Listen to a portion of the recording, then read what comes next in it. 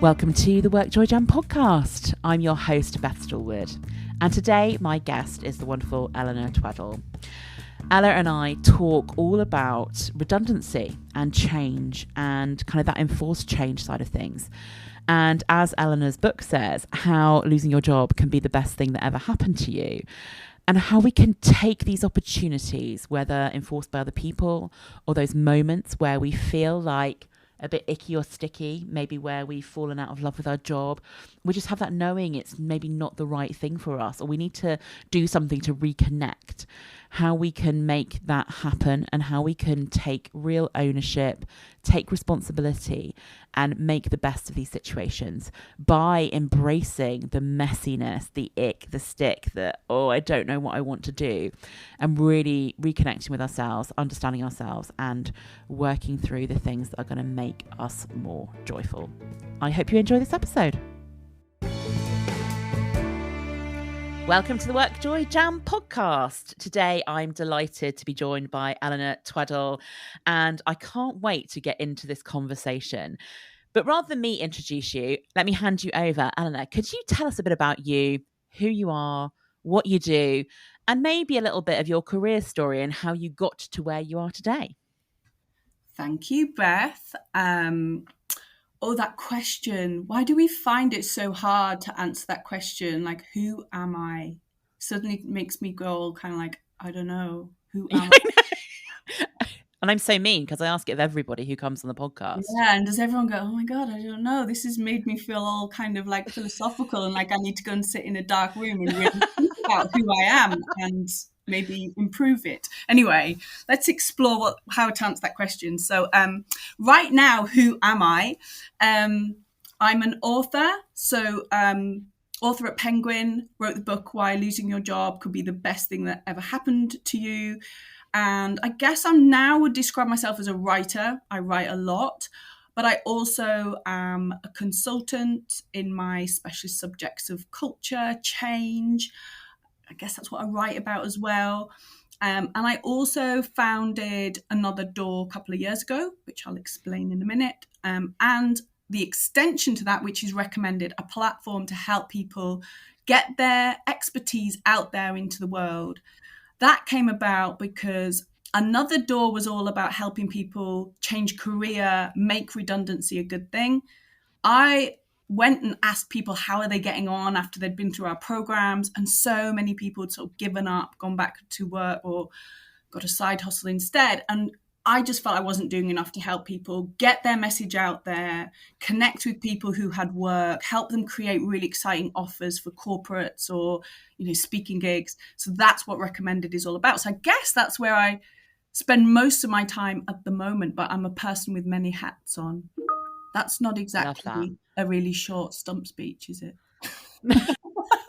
It was lovely. It was real and it was you. And I, as a person who also wears many hats and has lots of different things to do, that question is one that I find really hard. It's like, which bit of this do you want me to do?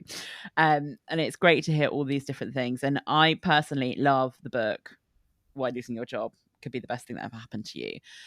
And I think it's a really interesting place to come from, because so often things like organizational change and redundancy, it's scary. It is scary. I'll accept that, but can be so liberating and brilliant and amazing.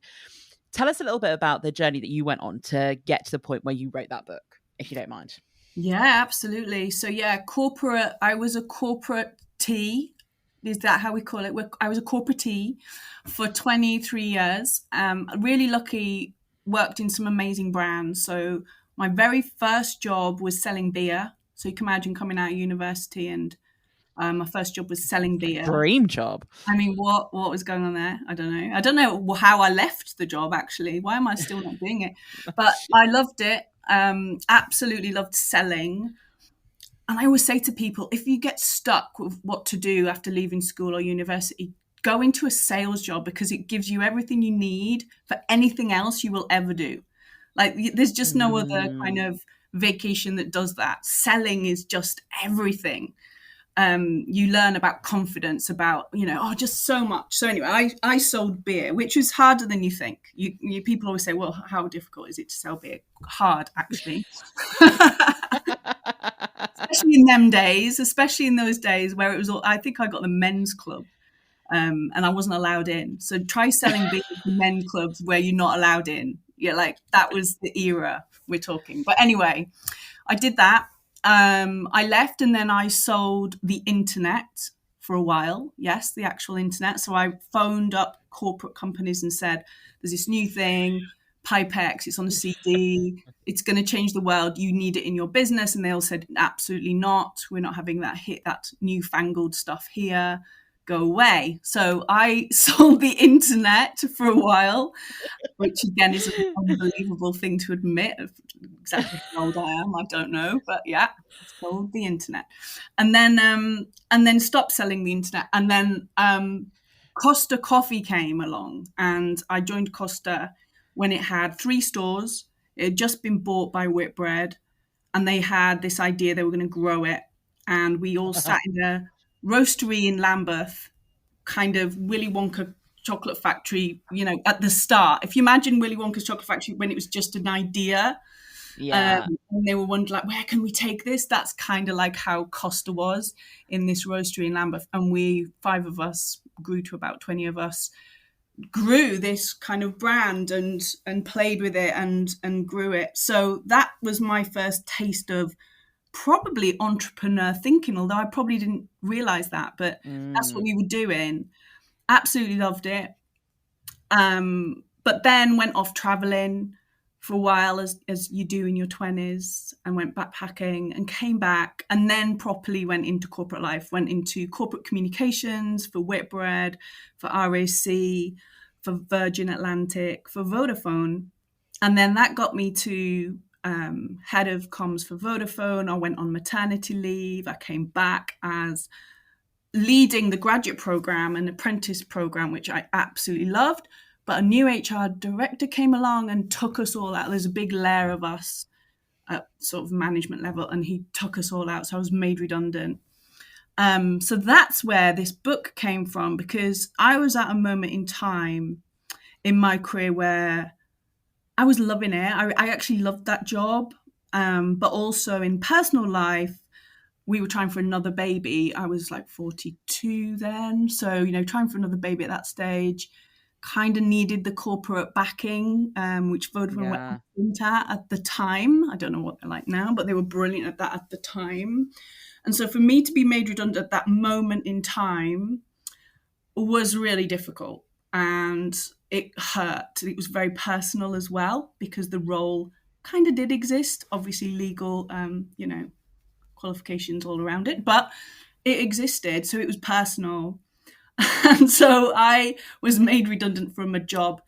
And the irony is my book, starts with redundancy isn't personal, but for me it was, because the role was still there and they were just pretending and they just didn't want me to do it. So it was kind of like, wow, this is so personal. This is raw.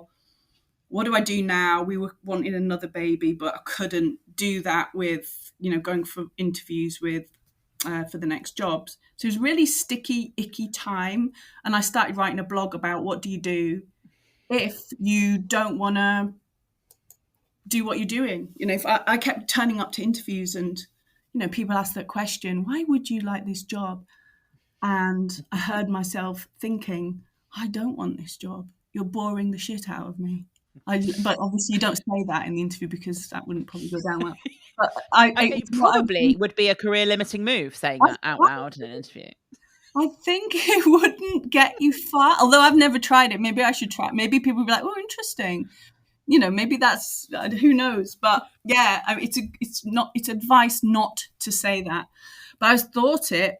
And I remember driving home from an interview, which ticked all the boxes. It was amazing. Even the guy that was interviewing, I really liked him, what he had to say. It was a promotion. It had more to offer. And it was all such good vibes. And I was down to the last 2. And I just thought, oh my God, I don't want it. Why don't I want this? This is so weird. So in the end, I just started having random thoughts, which is not great when you've got, I think my daughter was 1 by then. And I just started to have these, what if I started my own business? What if I did something completely different? I found myself in a sort of boot camp at the Do lectures in Wales. That was an interesting conversation with my husband. What are you doing? Oh, I'm going for 3 days to this cowshed thing in Wales to think about myself. What? What are you doing? Oh, I don't know. Just go with me. Just look after the baby's fine. So yeah, I did that. I was having some sort of weird breakdown. But anyway, that's where it all started. Just started to think, what if I don't do what I do already? So that was the blog, Another Door, and that's where the book came from. It's such a story I'm sure will resonate with a lot of people around kind of living the corporate life, kind of seemingly being, quite great in your career, enjoying it, etc. And then something comes along and hits you. And one of the things I always think about redundancy, and I wrote about this in my book, is that even if it's not personal, and obviously in your case there was some personal bits within it, it all feels personal, whether it's personal or not, because it's you and you're a person, you're a human being in that job, and it feels horrible. It feels awful. So that situation where people are there, you're having this thing that comes along, it kind of sideswipes you often with what do I do? Life is happening around you. You had a kid, you wanted another one, that kind of life, etc. It's really hard when you get that to be able to know what to do and where to go. And it sounds like you didn't, you thought, okay, let's go and get this other job. And then you got this, sounds like a little bit of an inner knowing that isn't the thing that you should be doing, that there's something else you could do. Yeah, definitely. But you're right in saying that. I think it is a bit messy, and I think that's okay. So I think a lot of people I talk to, maybe in the shock part of losing the job, and shock, comes to us in different ways. We all deal with shock in different ways. But it is a bit messy. We have these kind of panic thoughts that, money is a driver, like, oh my God, how am I going to pay bills? What's the kind of basics that I absolutely need to solve right now? But then there's another almost voice talking to us saying, but could we do things differently now? I don't want to be treated like this again. I don't want to feel like this again. Maybe there's a different way. Maybe this is an opportunity. And I think because it's a bit messy, I think that's why the blog and the book kind of unfolded, because I don't think it's as simple as just saying, oh, lose your job, think of what you really want to do and go and do it. Yeah. Like, it's just not, is it? It's not an overnight thing. You've got to get messy and be prepared to get messy. And work through, you said, it felt icky. Like, you've got to work through the ick. You've got to work through the sticky bit. You've got to work through all of the emotional stuff that comes up there. And things like, how am I going to pay the bills? What does this mean for me? And almost, I think we hold a lot of our identity in the work that we do. And you almost have to reinvent yourself as well. Oh, that's huge. That's huge. And it depends what you've been doing, I guess, and how ingrained you are, or what came with the job. But I've always done jobs that I can send emails to people and they respond. So as head of comms at Virgin Atlantic, I would always get a response for anything. And for Vodafone, and for Costa, so, and especially a beer as well, anything. I've always had people go, oh, right, yeah, we'll help you. Oh, yeah, I'll jump on a call. Oh, yeah, I'll do this. And so I become that. And you're right, when people say, oh, what do you do? Oh, I work for Virgin Atlantic. And usually they do follow up by going, oh, yes, cabin crew. Which you have to go, if only. Do I look like I'm very flattered you think I'm cabin crew, but no, sadly not. But, you do. That's how you answer those questions. It's who you say you are. So you do have to unravel it, because there's that weird moments when you've been made redundant and then someone says, oh, so what do you do? And you go, I'm between jobs. I don't know. I'm a bit of a loser because they just fired me. I don't know. I'm feeling sorry for me. Like, what do you say? I'm unemployed. So that, again, is something that I sort of blogged about and wrote about. Like, if I have a problem now, I write about it. That's how I sort of solve things going on in my head. I write rubbish. I just ramble and go, right, what's going on? And sometimes it gives me an answer and sometimes it gives me further questions. But that was one of them. Like, well, how do I answer this? I thought, okay, well, I'm just going to make something up. So I said, oh, I'm a communications consultant. I've just started. So yeah, if you've got anybody who needs a comms person, here I am. And I just started saying that. I wasn't particularly set up for it. I didn't have a website. I didn't have anything that would tell you that's what I am. I just started answering that question in that way. And that's how it sort of started for me. Isn't that interesting as well? Like allowing it to evolve around you rather than having all the answers in one go. You don't have to have it all set up. You don't have to have a website. You don't have to have this. But to start talking about yourself in a different way, or about what you do in a different way, and see where those connections might lead you to. Yeah, and make it really easy for yourself. You know, communication consultant, like what even is that? I don't know. So let's just say it and let's see what people say when I say it. And I guess things were kind of not complicated at that point for me, but my husband's in the military, so we move around a lot as well. We move every 2 years. So we'd just moved as well. So we were now in Bristol. And so trying to find a new network of people, that's the first thing everyone asks. Why are we obsessed in that? I don't know. Why do we always want to know what people do? Like, you know, meet someone in the supermarket. Oh, so what do you do? So interesting, isn't it? I don't meet people in the supermarket. I don't know why that's weird. I don't go up to people in the supermarket. Hi, what do you do? What do you do really? I mean, maybe I should. That would be interesting. But you know, it's what we ask people. So that is mostly why I sort of started saying that and just seeing where that opportunity would take me. And I got a bit of work for it, and it was interesting because most people think that's external. So I did get a bit of marketing and a bit of PR stuff from it. But then I rebelled completely and went completely mad at one point and got a market stall just outside Bristol, started selling beach towels. So you know, this is what I mean. Get messy, like just go with it. I just got fed up with this corporate life and thought, okay, I'm doing this corporate stuff, but I don't want to. And I set up a market stall with beach. I don't know what happened there. How long did you do that for? About a year. In fact, we ran the online store for 3 years because I ran it with somebody else eventually.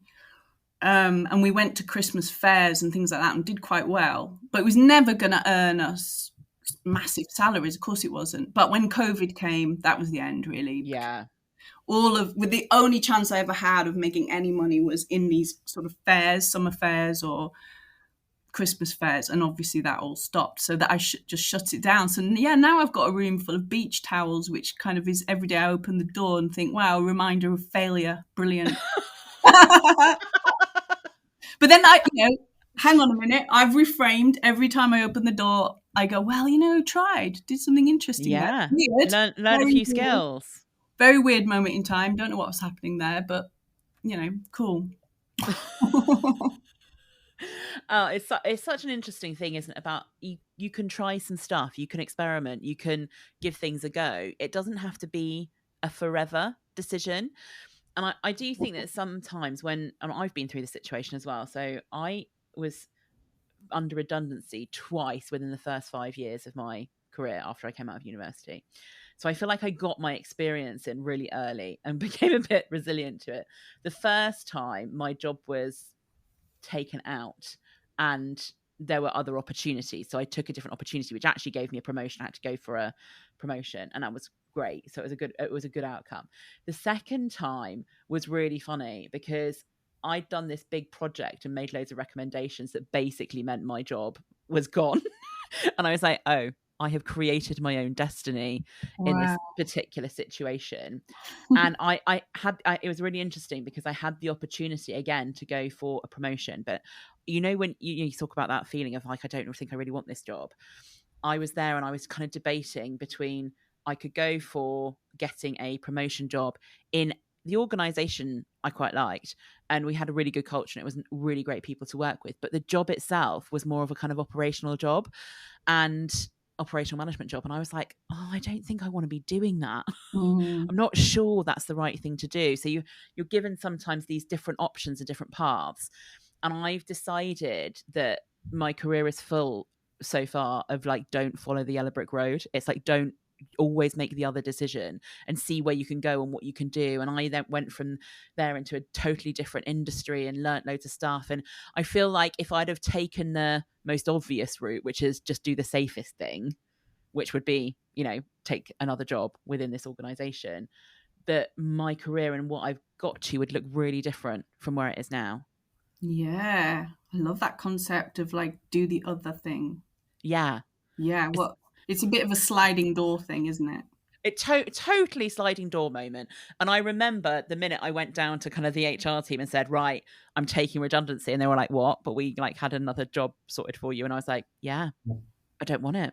I want to go. And they were kind of like, are you mad? Because it was kind of a job for life type place. Like you got in there and you could work your way through, and it was great. And there were lots of lovely things about working there. I have friends who still work there now, 20 years later.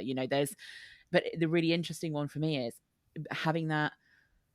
I don't know if it's slightly madness, slightly rebelliousness, slightly not very risk averse. I don't know what it was at the time, but I was like, no, I'm going to go and see something else and do something different. But that was my personal redundancy experience, which is interesting. Yeah, I love that. I think the key thing is it is a moment to get to know yourself, isn't it? Like yes. you were getting to know yourself in a different way at that point. Now, and as you've just said, like not everybody can do that. One, maybe they just haven't got to know themselves and they're keeping safe and they want to, because actually work is an enabler for something else rather than work being their driver, which is totally cool. But it's a total moment of getting to know that and owning it. And I think that's what I can hear in what you've just described there, which I love it. You've got to know yourself and go, well, do you know what? Myself wants to do this and I'm backing myself to find something. And I think we can all have those moments. It might just come at different stages depending on how much work you've done to help you get to that place, if that makes sense. Definitely. And I think redundancy is one of those ones that kind of forces you to do it. It forces you to have those kind of deeper conversations with yourself and understanding and think about it. But there are other times when you just have that feeling, or that work feels a bit icky or sticky, or you don't find, like, obviously I talk about WorkJoy, you don't find the joy in it that you used to. Those are all moments in time where you kind of get, I might need to think about this. I might need to change some stuff. I might need to take a different route, or I might need to actually really work on who I am outside of work. I might need to spend some quality time thinking about that kind of stuff. So all those little moments are kind of telling you that you're ready for a change, or that you can do something else or something different, or that you can follow the thing that you're really passionate about. Maybe it is setting up a market stall and selling beach towels. Maybe that is somebody's absolute dream world. There are so many options and things that we don't always consider, because the corporate machine, if you are in that machine, which can be great, and there are so many benefits, and I will never say it's a bad thing to do to go and work in the corporate world, because every organization is different and they all have amazing things about them. But at some point you might go, I'm not sure that's for me anymore. I'm not sure it's the right fit. And actually, I'm really looking for some more joy. I'm looking for some more learning. I'm looking for a different way of living my life. Yeah, and it's sort of interesting what happens to create that moment, isn't it? Because as you say, redundancy it kind of makes sense to a degree, although sometimes you're in panic and you get fogged, so you kind of do just get the rebound job and go straight into that. And again, it's all fine. Whatever you decide is right. But it's really interesting if you're in work.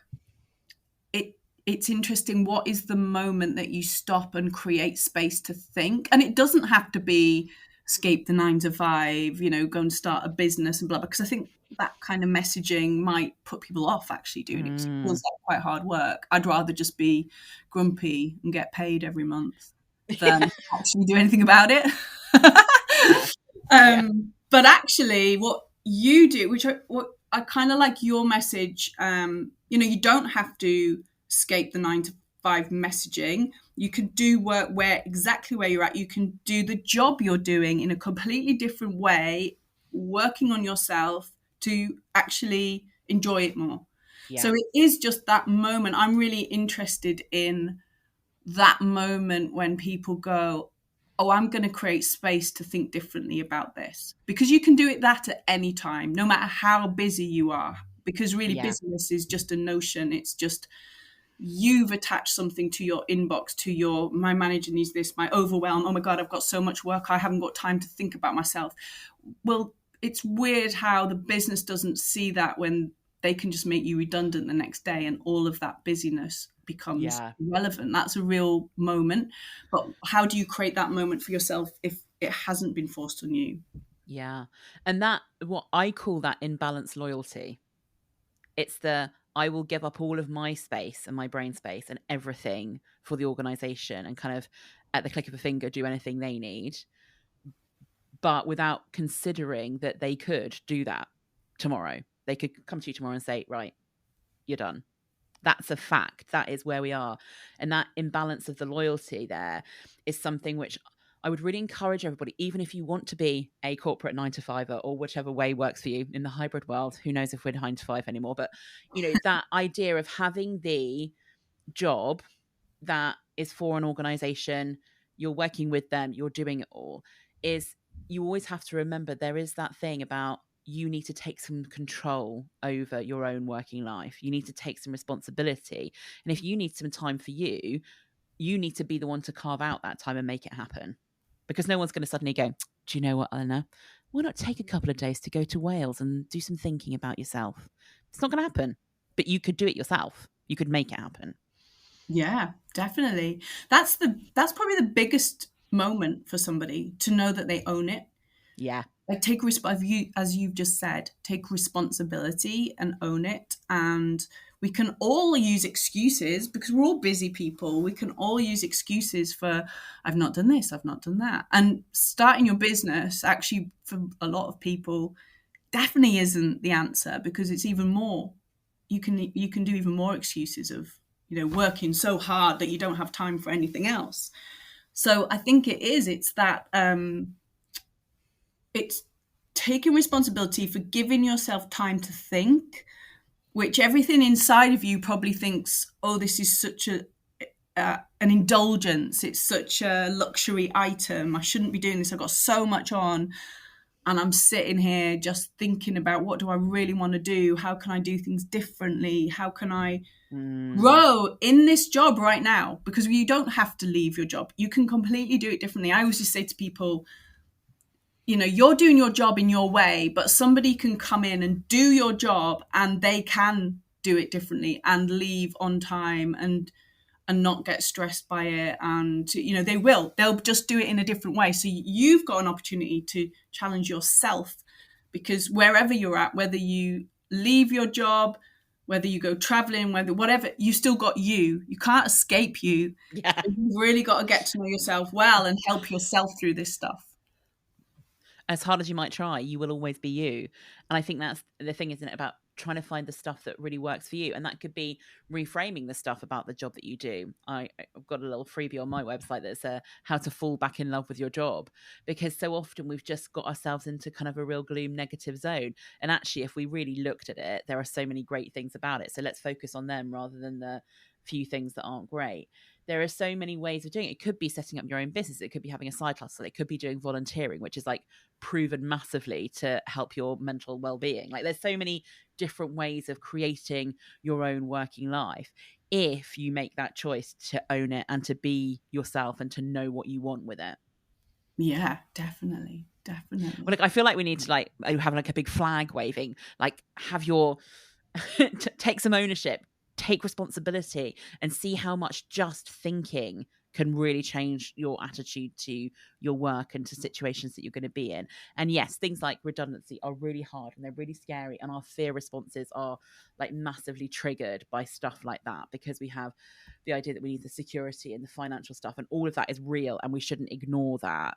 But there are so many things that you can do to help put yourself in a great position, whether it is, you know, getting an emergency other job to tide you through while you do the thinking. Maybe it's doing the thinking before that ever happens. There are so many different ways of doing it. And tell me a little bit, if you don't mind, about Another Door and how some of the work you've done there and how that has helped people in this situation. Yeah, so Another Door started as a blog. I should keep a record. Now I'm just thinking, talking out loud here, but I'm thinking like all of the ideas and things that I started with in that moment of time of what else am I doing? Oh my goodness.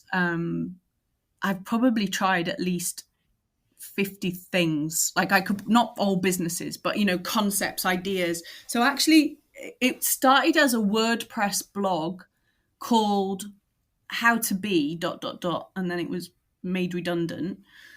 But it actually then sort of expanded into just how to be happy, how to be this. That's where it started. And the WordPress blog was horrendous. Like I'd never done anything like that before. And I activated accidentally the adverts, but I didn't know that you could like select adverts, and it was just all this horrendous. You can imagine, like, I think I ticked the box self-care. And I'll just leave it to your imagination, like what kind of adverts were on my blog. Yeah. Yeah. So this was how I started. It was like how to be, and yeah, oh wow, self-care. Wow, okay, right. How do we get rid of all these weird adverts? Anyway, so I started there, and then interviewing people about how to be a business owner, how to be a blogger, how to be this, how to be that. Because really, I didn't know. So I thought, well, the best way to find out is interview people and pull it together, and it would be, you know, almost like they're teaching me at the same time as creating content. So that's how it started. And then I got to a point of I got a bit bored with how to be and this blooming WordPress. It was absolutely driving me mad. And somebody introduced me to Squarespace, which changed my life. That was the moment my life changed, when I found Squarespace. That's not really what people say, is it, when they say life-changing moments? If it changed your life, it's justified. It's what floats your boat, you know. Yeah. Exactly. But it was because it was so easy. So I shut down the WordPress. I let go of that. Enough already. It's gone. Goodbye. And started another door. So I wanted a bit more concept. And where that came from was when I was made redundant, there was quite a few of us going in and out of these meetings. And obviously you know what it's all about. It was a very weird moment in time. I think at one point a load of people went in for the meetings, and when they came out, they'd rearranged their desks already. Like, they'd got this so badly wrong. Facilities had come and rearranged all the desks, and people's bags had been like, it was just how to not do it well. How to not do it well. Yeah. Oh, how to take the human out of this situation. Or like how to be the comedy, put the comedy into the situation is how we approached it eventually, because we were like, wow, this is crazy. But anyway, and we were sitting there, and then somebody who hadn't been made redundant came over to us, and they were like, oh, you know, really sorry, blah, blah, blah. But, you know, when one door opens, another, when one door closes, another door opens, and told this story of, oh, you know, my friend, they got made redundant, blah, blah, blah. And then kind of walked off, and we were all like, well, you know, yeah, whatever, F off, you know, blah, blah. Yeah, thanks for the cliche. That's really helpful for the person. Yeah. You've still got your job. Thank you. Yeah, good cliche gift there, which I talk about in the book, but which you get a lot of cliche gifts when you get made redundant. But that one's a special one. And we were all like, oh, goodbye. And it really wound us up, because it's just not what you want to hear at that moment in time. No. Like, I don't want another door, thank you. I am happy with this one, but cheers. So I was quite cross about it, and it stuck. And then eventually I thought, stop being cross about it, embrace it. Like, that's the whole thing, isn't it? Like, why is this winding me up so much? And I was like, well, what is on the other side of winding up? It could be interesting. So stop wasting energy getting cross about this and cross about that. I'm not that kind of person, to be honest. I think I was over it in about an hour. But, you know, it's kind of like work on that thing that's annoying you, or where you're putting energy, and see what's on the other side of it. And I thought, what is on the other side of this another door thing then? That was an interesting thing, actually, that person said. What if I can actually create something exciting? And then my friend and I started meeting for coffee. We were like the self-help group, because we'd all been made redundant. We started meeting for coffee and cake, which is what you do at that point in time, because you could meet. I mean, cake is essential at that point in time, right? Oh, massively. And especially coffee and walnut cake, actually. Mm-hmm. Yep. Yeah, happy with that. Part of the healing process. So we met for that, and we were doing these big, massive kind of coffee mornings that lasted until 3 p.m, which obviously delighted the cafe owners. But we just chatted about all kinds of shit. And then I said, oh, I'm going to write a book about this. This is just hilarious. This could be really funny. It's like a W1A thing. But also, like, we need instructions on this. What are we meant to be doing? Like, how are we actually meant to be doing this? Surely there is a good thing. I'm going to write about it. And so it was a silly sort of comment, and that's where the blog came from. But it stuck in my head. And then I found a business coach, Robin Waite, who was based up in Stroud and kind of near to where I live. And he ran this workshop with this lady who was saying, it's easier than you maybe think to write a book. And she went through self-publishing, which I'd never heard of, and talked about how it was. And I thought, I'm a writer. I literally write all day. Like, that is corporate comms. It's kind of what I do in this blog. Maybe I should actually do this and stop making a joke of it and do it. And so that's where the idea came from. And then eventually I got an agent and got a book deal. So yeah, that's sort of another door. So it was a blog, but then it grew into a business because people started reading the blog and saying, I've just been made redundant, I need help. And I was getting on calls with people. Yeah. But I wasn't monetizing it. It was just like jumping on calls, and I was thinking, oh my goodness, this is quite a lot of energy drain. And that was hard, if I'm going to be honest, because I wasn't earning any money. I was actually in a really deep shit situation, like, oh my God, I've got to find something. And then listening to other people. So it's actually a really difficult moment. Yeah. So this is where meeting Robin and kind of coming up with this business proposition really helped. And so, yeah, I did change consultancy, and I started this outplacement experience. So another door started to grow. But this was like 3 years. This is what I mean. This is not overnight. So over 3 years, I found another career coach, and we created this experience, 5 Steps to Thrive. When you've been made redundant, you work with us over 5 weeks. It was really intensive. Like, every day we had something, because when you've been made redundant, you need momentum. And we loved it. And probably about 500 people went through that, maybe 700 at peak. Yeah. But yeah, we absolutely loved it, because you could see people, they join when it's a horrible moment, and as they work through it, suddenly these ideas and things. But when COVID hit, we did well. Business grew. But the next year, 2021, they moved furlough, and suddenly the pipeline disappeared. Suddenly people weren't being made redundant. Suddenly there was actually a shortage of skill sets. Everybody needed to recruit. Overnight, it felt like the world had shifted. And suddenly the business was kind of struggling a little bit. So I had to, reshape it and pivot. And this is the point to maybe get across with, like, I think my book, Make It the Best Thing That Ever Happened to You. It isn't an overnight thing. I don't think it is just find this perfect dream thing and it's all going to be solved. It's just opening yourself up to thinking in a different way, growing. You're still going to have challenges and messiness, but you're going to kind of be driven by a different source, or maybe you've found a different purpose of why you do things. And so there's still going to be stuff that comes up, but you maybe navigate it differently. So I always kind of want to say that, because I don't want the book to be like, oh, it's just about finding your dream job and it's fine. I just think that's a bit of nonsense, really. I don't even know if a dream job exists, but you can certainly grow and you can be a better person. You can help yourself navigate change better. For sure. And even if there is such a thing as a dream job, the idea that it would be a dream job for the next 50 years is a bit mad, because things change.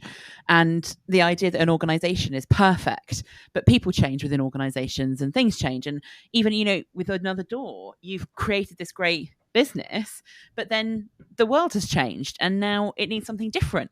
So actually things are constantly changing. And if we can be more open to that change and be more engaged with the change and what it means for us, versus kind of having everyone else control all that change, I think that's a really interesting thing. And it's also really refreshing to hear that it's like, yeah, I've been an overnight success. Everything's been perfect. It's been brilliant. Just follow my way of doing it. And actually this idea that it's deeply individual and it's about who you are. And the other thing I was just really reflecting, I wrote this down and then I've highlighted it about 12 times. So I'm like, this is a big point, is that nobody in this corporate world has ever given an instruction manual about how you deal with redundancy, yet it is a feature of the modern workplace that many people will experience in their lifetime. And I love the idea that kind of filling the gap with your book, with that gap, because you didn't know how to do it. Nobody knows how to do it. Let's find a way of doing it that makes sense. Yeah, definitely. And it's definitely where the idea came from. I mean, but a kind of funny behind the scenes story about that is it was called How to Be Made Redundant, I think, as a working title. And the idea was something to give someone as a package. So my idea was like corporates could give it to someone as part of a package of like, here's how you work through this. Here's our outplacement support. You know, we're really sorry, but we're here to support. It was kind of like that concept, which I thought was brilliant. But then when I got the book deal, which obviously is amazing, Penguin book deal, very lucky to get that, but they changed the title to make it more B2C, like a more consumer title. Why losing your job could be the best thing. And suddenly my concept of selling that into corporates disappeared overnight. Because can you imagine, like, as an HR manager or a line manager, I'm really sorry you've lost your job, blah, blah, blah. Here, have this book, it's going to be really good. You know, you get punched in the face, wouldn't you? Like, yeah, absolutely not. So it made it actually less kind of B2B savvy. It wasn't great. I mean, I did give it to a few corporates who brought me in to do talks for people who, you know, they were doing it really well. So I maybe worked with them in the comms to manage redundancy with care. And then the book made sense in that context. So I did get a few deals like that, but nothing like what I thought it could be because, yeah, can you imagine? You know, losing your job would be the best thing. Yeah, okay. I think it's going to be the best thing for you. It's really interesting, though, because I've obviously worked with a lot of people, myself included, but worked with a lot of people who have been through this situation. And I can't think of anybody who isn't in a better, more suited, happier place having gone through the icky sticky bit. And that icky sticky bit may last 18 months, 2 years. Like, it's not, as you say, it's not a quick turnaround thing. But when you come out the other side of it, people are often in a better position than they were before. And they look back on it going, oh, I'm glad actually somebody made me move, because otherwise I'd have got stuck there. But at the time, you can't tell people, oh, this is the best thing that's ever happened to you. Just exactly. Not in it doesn't really. No, you're probably not quite ready to hear that at that stage in time. You're probably more thinking, how am I going to pay my mortgage? Or what about, you know, like you were, what about having another kid? Does this rule this out? What do we do about all of these different things? Because it's a big part of our life, and I think so important here. Before we finish off, tell us a little bit about Recommended, the next phase of where you're at. Yeah, so Recommended, so the platform, I'm in a real space of play, which I think is important. If you want to be kind of like an entrepreneurial, sort of self-employed, like see how far you can take things, you got to get into this space of playing with ideas and minimal viable product and be not spending money. This is not what it's about. I've never spent loads of money on anything that I've tried. Well, maybe a few bits and pieces of stuff which were, you know, bad investments at some certain points, but certainly played with things for a long time. So this idea was, another door was creating people coming out of career change or redundancy and thinking, yeah, I want to do this thing. I'm really clear on it. And then we just left them to it. And so I felt like, what if I can create a directory of what these people are? And that's where it started. I was like, what if I could just do a list? And loads of people do this. Coaching programs do lists and directories. So I did a lot of research in that space.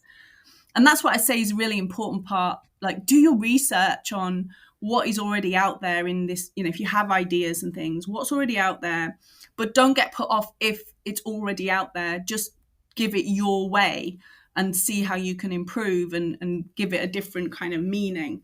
So I saw lots of directories, but I thought nobody's really combining it, like really helping people behind the scenes and really helping people promote. Where else can I take this? And one of my specialist things, I guess, because I'm still consulting in the corporate world, is I can see gaps of people say, oh, can you recommend someone who can do blah, blah, blah? And sometimes I wouldn't. And I was like, that's really weird. of all the people coming through another door, I should know, oh yeah, so-and-so, brilliant, Yeah. talk to them. And I couldn't really have an answer to everything. There was a couple of things that I could, but not really. So this directory sort of grew as how can I help people get recommended, be better at, say, absolutely nailing their thing so that you get recommended, because that's where I get most of my leads from, is recommendations. Like I get, somebody will say, I'll go and speak to Eleanor about internal comms or culture change or change comms in my corporate space. So I get most of my work through word of mouth and recommendations because they know that's what I do. Yeah. And then in the B2C world, it's recommendations because someone will say, oh yeah, Eleanor works with people who've been made redundant, or she can talk, I'm on a talk tonight for stylist, and that's through a recommendation, because they know, oh, that's what you do. And it's being really clear. Now, it's not about just one thing and letting go of it all, but it's about what are you dialing up in that space that really hooks people in and then starts associating your name to it. So the recommended platform is a directory of sorts, but it's far much more. And where I want to take it now is this community side. I want it to be like a corporate matchmaker, because so many corporates out there looking for fresh ideas, people to actually work with and collaborate with, rather than going to a maybe traditional training company and just, okay, that's what you do, we'll pull it off the shelf and we'll put it into the business. It's what if we can create a community that can kind of share. And, I work for corporate clients, same as you do, Beth, and they don't want things off the shelf. We want things that fit the strategy, but who is out there doing it? So it's bringing people together, experts. Maybe they're just new experts. We've all got to start somewhere. Or maybe they've been in what they've done for a while, but they want to do it in a different way, or they want to scale it.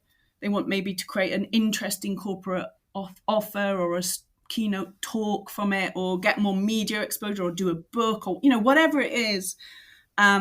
It's just helping connect people in the community. So people who are all like yourself, Beth, people who've already got a book out there, they've done thinking, but okay, well, what's next? It's this thriving kind of mindset of, how do I connect with interesting corporates who want to do interesting things and take my mission and kind of grow with it. So yeah, that's what Recommended is. It's a real experiment at the moment, but absolutely loving the people in there and excited for where it's going to go this year.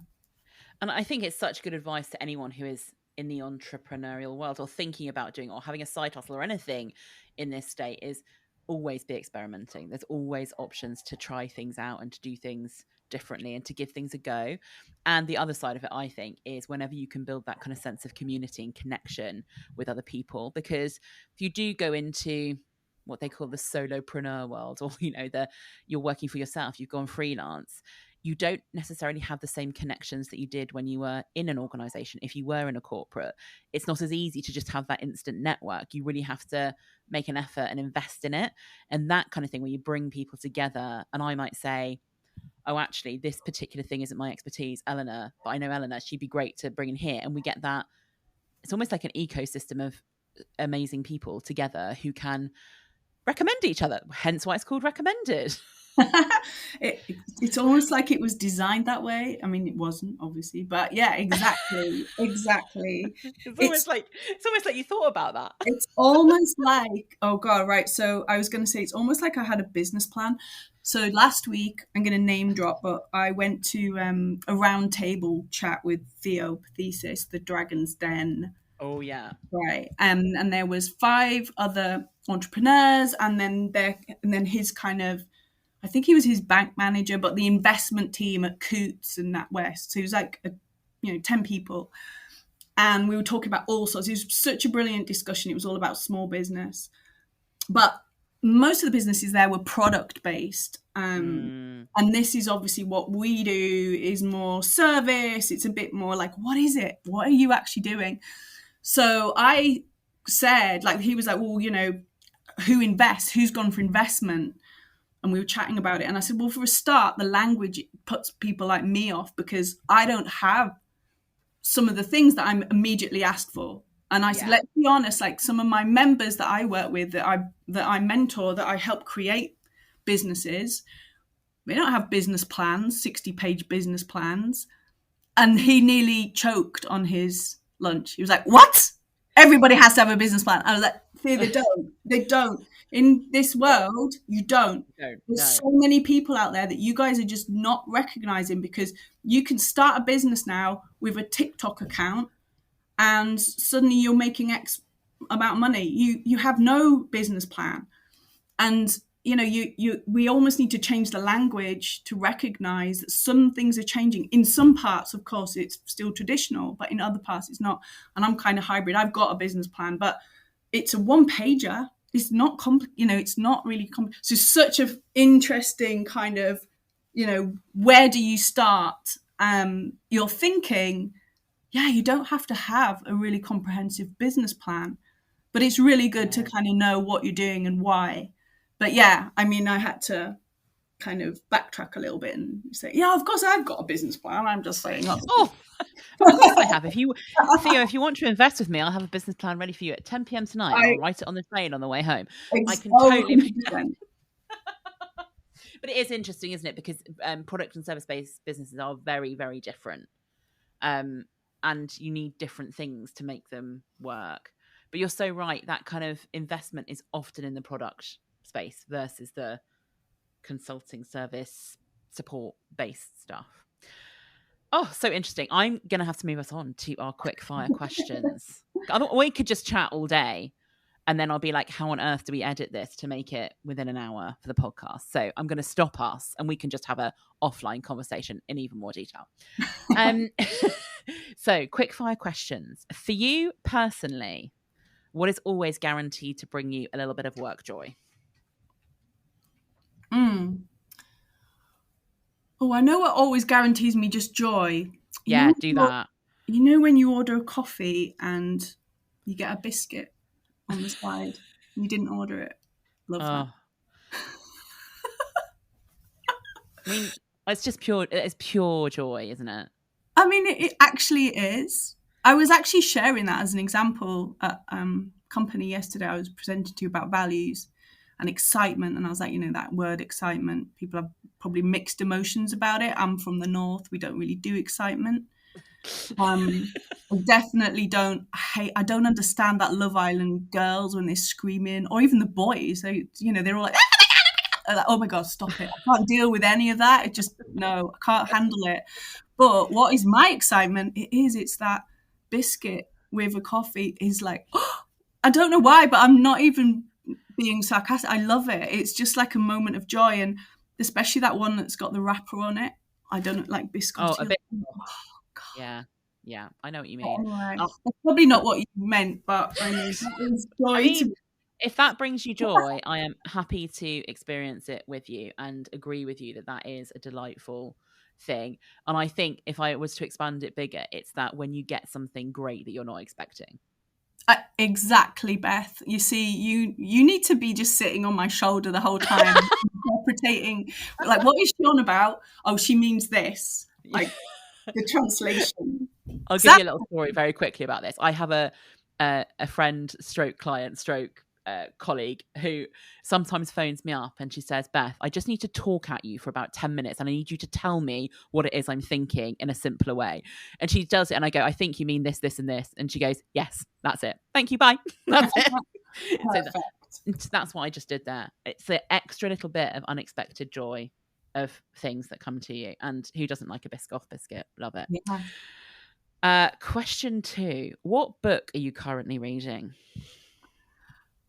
So currently right in front of me, I've got I always have 2 books, if not 3 books on the go. I always have like a non-fiction and then I have a fiction book.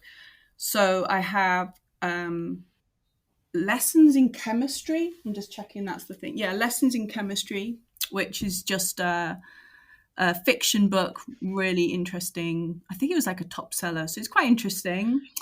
You just escape into a really good book. And then my other book is Happy High Status by Viv Groskop. She sent me it. I was very honoured to be sent it. She gave me a testimony for my book, and so there's a little bit of connection there. She's in the Penguin kind of family, and so she sent me it, but it was on my list anyway. And honestly, she's just amazing writer. Like, everyone can write a book, but not everyone is a writer. That's just a fact. You know, there's so many people now chucking these books out and they're not writers. You read it and you think, oh my God, this is really hard work. But I love her writing. I'm in awe of it. And so, yeah, just get the book. It's all about effortless confidence. So everybody can get something from it. But she tells stories. She's a storyteller. And it's a masterclass in how to write a self-help book without being boring. Love that. And it's so funny because you are the second person on this season of the podcast to recommend that book. Oh, wow. So it's obviously, and I'm like, I always buy all the books that people recommend. So I'm like, well, I definitely have to buy it now. Yeah, well, Happy High Stakes, it only came out yesterday, so maybe they got a preview as well. Maybe. But she's written a couple of others which are incredible, like A Lift as You Climb and How to Own the Room. And yeah, she's just a brilliant writer. Yeah, love it. What is one bit of advice or guidance that somebody has given you in your lifetime that you always find yourself coming back to?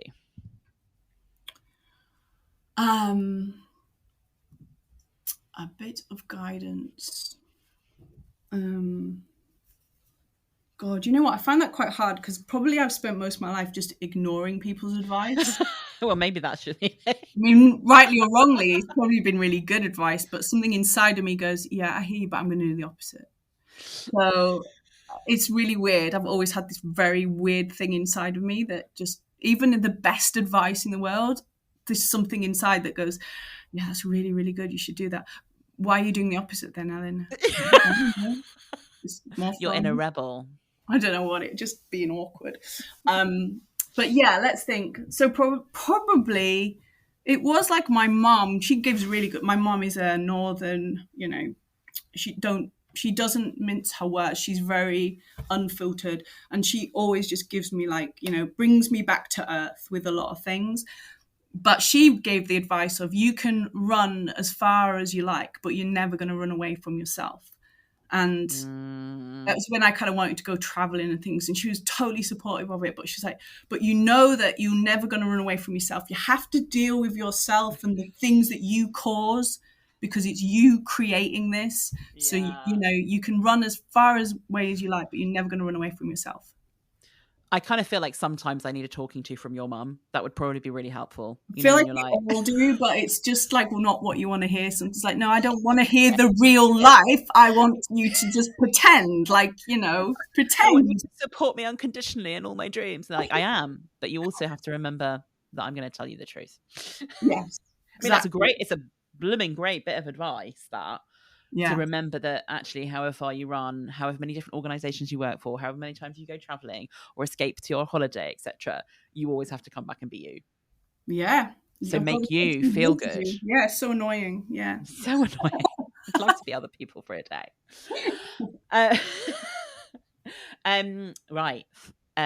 Almost final question is, what is one super practical tip, trick, bit of advice, bit of guidance, suggestion that you would give to our listeners that you think would help them get a little bit more joy in their day? I think it is about, we've kind of touched on it, but I really feel like embrace messiness. Yeah. Like, because I think a lot of our unjoy comes from us trying to get everything right and striving for made up perfection. We've just made it up. Perfection's in the eye of the beholder. It's just what you're creating. So we kind of create this stuff around us and it becomes unjoy. But if you embrace a bit of messiness, that you're gonna get a few things wrong every now and again, you know, you might have to be like, oh my goodness, what did I do? Just embrace it and work on that. I think joy can come from that. Yeah, I totally agree. And in fact, I might name this episode that, because I think that's a really good one. Embrace the messiness. I used to have a boss who always used to say to me, ask for forgiveness, not permission. Just work through stuff. If you get it wrong, you know, what's the harm? Perfectionism isn't actually helpful in any way, shape or form. So love that. Embrace the messiness. And then my final question for you, Eleanor, is, where can people find out more about you and your work? Yeah, so I probably mostly on LinkedIn. I'm terrible on all of the social media places, so I wouldn't bother following me on them. Let's not be perfect. We don't need to be perfect. Oh no, places. I do really bad social media on Instagram. I am on Instagram, but I do really bad. I mean, if you want really bad entertainment, definitely follow me there. But Another Door is on there, and actually, there's a social media manager who does Another Door, and she's really good. So actually, she actually does a really nice job of Another Door on Instagram. But yeah, LinkedIn is more where I hang out, and follow me to feel better about yourself, because I share everything. Most things. I share the bad, the good, the stupid ideas. And people often send me messages saying, oh, you've made me feel like I can just put something out there and it's all right, which kind of makes me feel like, oh my God, am I such a dickhead? But because they're kind of like, well, if she can do it, I can do it. And that's kind of the vibe. Yeah. I'm kind of over that. I'm like, yeah, I am a bit of a dickhead, so it's fine. But if I can encourage people just to doesn't matter, I get paid a lot of money by corporates for doing it. It hasn't affected, how I do my work. I think that's what people fear about LinkedIn, isn't it? Like, what if I'm not seen as a professional anymore? Will anyone take me seriously? But, I'm really good at what I do, so I don't have to worry about that. I'm totally good at it. So if I want to put a stupid, funny thing on LinkedIn, I'm going to do it. So follow me, and then please tag me in your funny thing in LinkedIn, and I'll support you. To get out there and just be yourself and enjoy it. I mean, this is what you're about. Like, enjoy your work. Share the funny stuff, but share the joy. It's a third of your life working. You might as well enjoy it. Why would you want to be miserable there? And I'm just laughing about your LinkedIn thing, because I have realized recently that when I kind of spend ages thinking about some really thoughtful content for LinkedIn, it goes like proper tumbleweed. Nobody has anything to say. When I think still my best post ever is when I forgot to take my poo bags for my dog, and I had to fashion a leaf-based poo bag to pick up dog poo with. My best performing post ever. There you go. You see? There you go. Right there. Embrace the messiness. In very literal ways. Literally. Wow. I love that.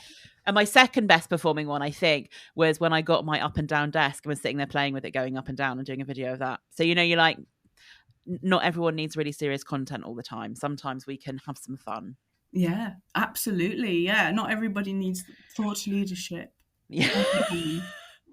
And what we'll do is we'll put the link to your LinkedIn and all the different things into the show notes that people can click on straight through. Thank you so much for chatting with me today, Eleanor. It's been an absolute joy. Thank you for having me, Beth. Well, a huge thank you to Eleanor for joining me on today's podcast. I really hope you enjoyed it. There are lots of lessons that I have taken from this. And in particular, the one that we've named the episode after, which is embrace that mess. The icky, sticky part is the bit where if you can work through it, if you can feel that, oh, I'm not sure where I'm heading, if you can stick with that, if you can do the work, if you can do the exploration, if you can do some of the experiments and try some things out, the great stuff is often on the other side of the ick. So rather than trying to circumnavigate the messy, go with it, work through it, and see where that might lead you to. Thank you so much for listening to the WorkJoy Jam. We have many other episodes in the 7 seasons now available on wherever you get your podcasts. Do have a little look around. I like to think of it as a little pick and mix, different people, lots of different experiences, different backgrounds, different careers that might help you to get a little bit of inspiration for building your WorkJoy. And remember, you can always head to our website. There's a couple of freebies there. Create WorkJoy. There's a freebie that I talked about in the session, which is how to fall back in love with your job. And there's also another one that helps you track and understand better where you get your WorkJoy from. It's called WorkJoy. Where do you get yours? Thanks for listening, and I'll speak to you again soon.